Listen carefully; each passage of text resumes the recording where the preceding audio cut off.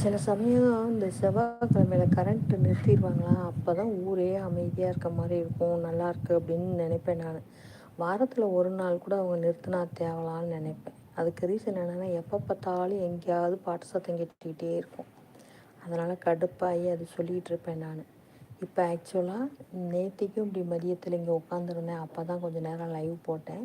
இன்றைக்கி இப்போ மதியத்தில் உட்காந்துருக்கேன். எந்த சத்தமும் இல்லாமல் ரொம்ப அமைதியாக இருக்குது.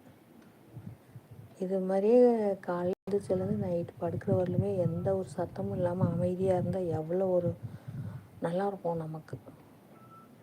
பொழுதுக்கு ஏதாவது வண்டியில் ஜாமான் விற்கிறவங்க கத்திக்கிட்டே வராங்க, ரோட்டில் போகிறவங்க வரவங்க பாட்டு போட்டு போகிறாங்க, கல்யாணம் ஆச்சுன்னா ரேடியோவை 3 நாளைக்கு முன்னாடி கட்டி போடுறாங்க. மாற்றி மாற்றி மாற்றி இந்த சத்தத்தாலே பாதி பேருக்கு நோய் வந்துட மாட்டேங்குது. அதுவும் தேர் திருவிழா டைமில் வெடி வெடிப்பாங்க. இப்போ தேர்தல் திருவிழா நடக்குது. அந்த வைக்கிற வெடி ஒன்று ஒன்றும் அணுகுண்டு மாதிரி சத்தம் கேட்குது. வயசானவங்க இருப்பாங்க, கொஞ்சம் முடியாத பொம்பளைங்க இருப்பாங்க, சின்ன குழந்தைங்க அக்கம் பக்கத்தில் இருக்கும். கொஞ்சம் கூட யோசிக்கல, டொம்மு டொம்முன்னு அப்படி வெடி வெடிக்கிறாங்க. இந்த வெடி வெடிக்கிற அதிர்விலே நாளுக்கு நாள் சீக்கிரமே வீடு கட்டடம்லாம் வீணாக போட மாட்டேங்குது. அதை சத்தம் இல்லாத வெடி தயாரிக்கணும், இவ்வளோ டெசிபிளுக்கு மேலே வெடி தயாரிப்பு போகக்கூடாதுன்னு ஒரு ரூல்ஸ் கவர்மெண்டில் கொண்டு வந்தாங்கன்னா நல்லாயிருக்கும். என்ன பண்ணுறது, நம்ம போய் சொல்ல முடியாதுல்ல.